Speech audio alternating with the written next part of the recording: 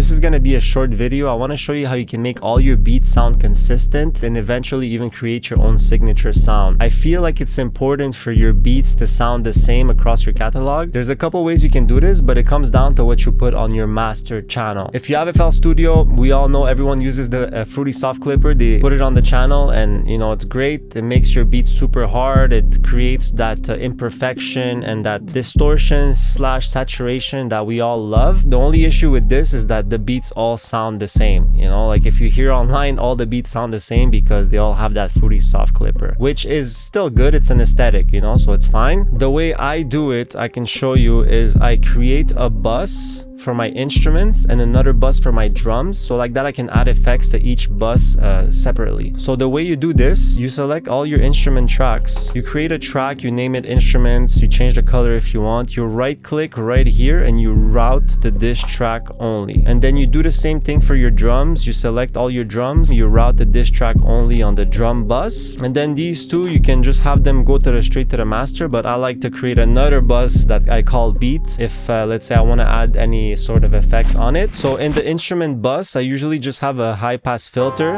that's gonna cut off all the low frequencies, so like that they don't clash with my 808s. Now for the drums, because I really like what the Fruity Soft Clipper does to the sound, I put the Fruity Soft Clipper on the drums only though. I don't want it to distort and saturate the whole beat like the instruments too. I like to raise the 808 over, like, I don't even know how much it is. It's kind of like over 5 dB.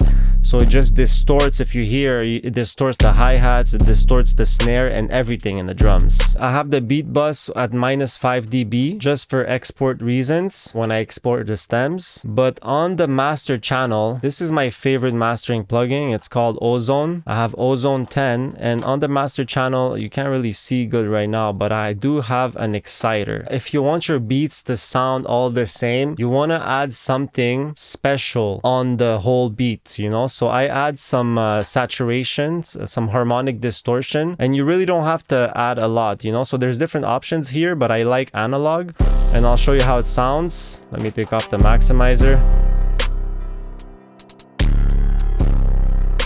So it adds distortion and saturation to the whole beat. I usually just keep it between 1 and 2 to be honest, but I'll show you the other ones. This is a bit too much, obviously. Tape is nice. Tube is a bit too much. You can even use this as a separate effect for your 808 if you want. Warm is very nice too.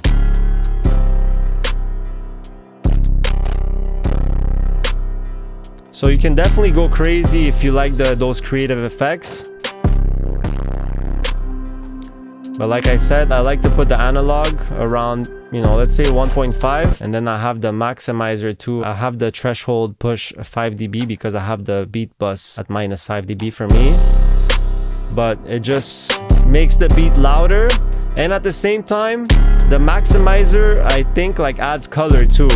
So I have a bit of both. I have the harmonic distortion here, and I have the maximizer, which adds color, and I have this as a template, as a mastering template across all my beats. Every time I make a beat, it's automatically on. Now I know this costs a lot of money, some money there. So there's for sure free options out there. There's this soft tube. Let me just go double check again what ChatGPT told me, but I know there's this soft tube saturation knob, which is very good. I tried it in the past and it adds some nice saturation. There's other mastering options like the T-Racks, which have you know, they have soft clippers, they have limiters, they have a bunch of modules, but I think it costs a bit of money. And these ones I'm not too sure about, but I just wanted to let you know that it's all about harmonic distortion, you know, like tape distortion, and it's really just to add that harmonic saturation on the overall beat. Another thing too, if you want to get creative, you can add some effects on your drum bus. This is a new computer, I don't have it on here, but the Decimor 2 bit crusher is great to add on drums, and there's a bunch of presets there, and it kind of distorts your drums. It reduces the bit rate, so the drums like sound crunchy and you have more character. If I just want to show you real quick, okay, this is it. So I have another option here that came with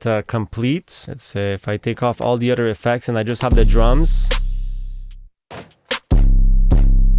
So you see, you can definitely go crazy with these types of effects.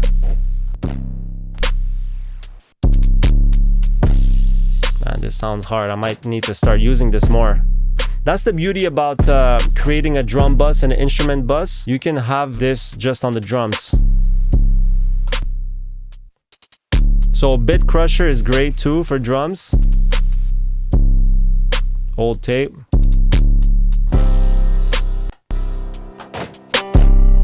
Wow, this is pretty crazy, honestly. I just have everything going on now. At the end of the day, it's all about giving your sound character.